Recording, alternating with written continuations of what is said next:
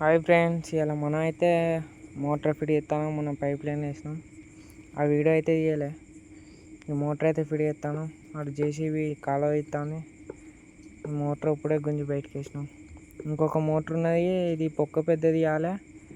ఈ మోటార్ని కూడా గుంజుతాను. దీన్ని గుంజి జేసీబీ వచ్చి దాని పొక్క మొత్తం తీయాలి.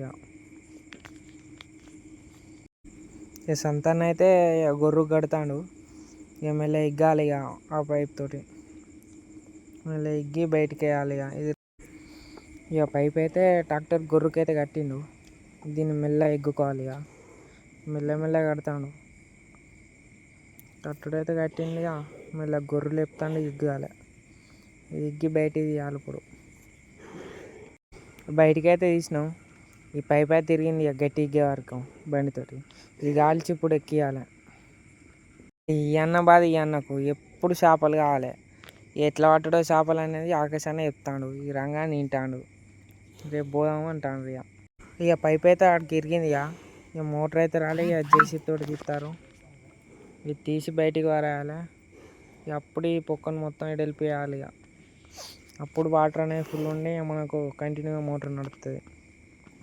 ఈ మోటార్ని అయితే తీస్తారు. ఇది తీసి పక్కకి వేయాలి. చెత్తన బొచ్చుడు ఉన్నది. తీసి పక్కకి వేసినాక అది తీయాలి. ఇక పక్కకైతే వేసినాం. బై ఫ్రెండ్స్, నెక్స్ట్ వ్లాగ్లో కలుద్దాం.